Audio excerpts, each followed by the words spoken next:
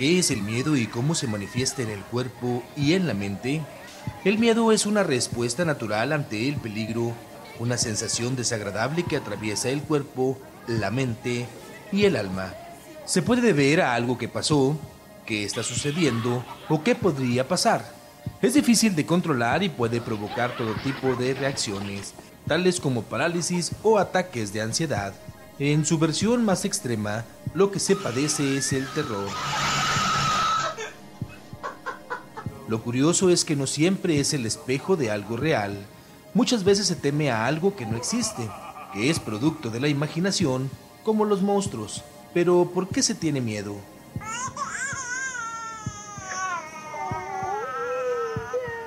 ¿Sabía usted que el miedo es saludable?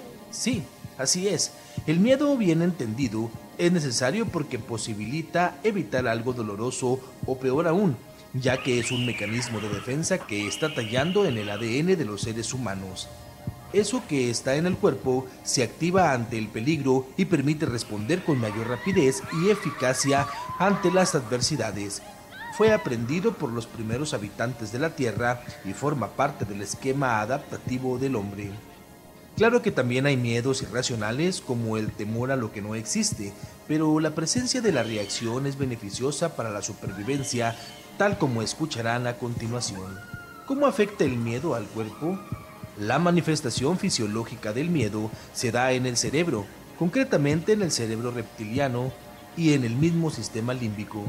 Ocurre porque el cerebro está todo el tiempo escaneado a través de los sentidos, todo lo que sucede alrededor de la persona, incluso cuando duerme. Si en algún momento detecta un peligro, se activa la amígdala cerebral, situada en el lóbulo temporal, y se producen cambios físicos inmediatos que pueden favorecer el enfrentamiento, la parálisis o la huida.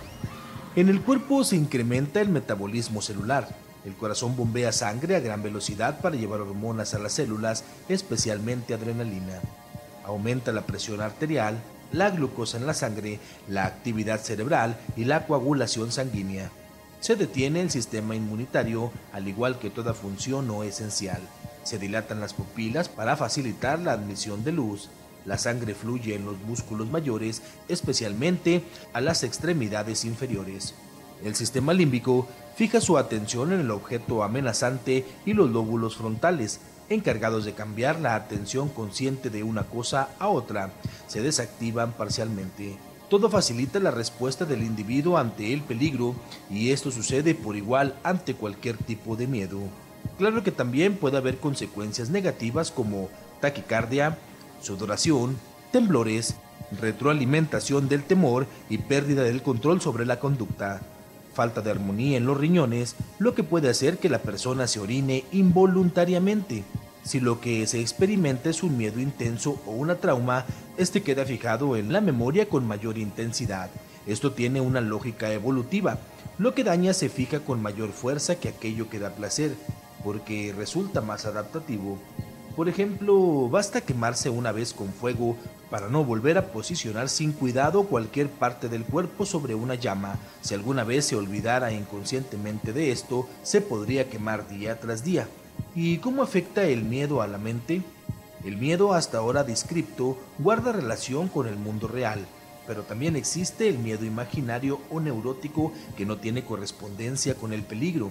Le sucede a aquellos que evalúan por demás algo que tiene que hacer y terminan por imaginar el peor de los escenarios posibles, uno que no tiene por qué ser el más probable o ni siquiera ser tan perjudicial como se lo supone. Una de las situaciones más comunes se da cuando un individuo tiene miedo al rechazo. Esto también está en el ADN, como la supervivencia de los primeros hombres dependía de su comportamiento en grupo. Si alguno era expulsado de la comunidad, quedaba a merced de los depredadores. Pero hoy la situación cambió. Hay cientos de grupos de pertenencia y los depredadores no son tan temibles como los que habitaban la estepa africana. ¿Y cómo se enfrenta el miedo? Como primera medida, el miedo hay que neutralizarlo, es decir, aceptarlo ante el peligro y nada más. Todo lo que esté en la cabeza, regularlo. El temor es una entrevista laboral o en una de las primeras citas es normal, pero al otro miedo hay que tratar de expulsarlo.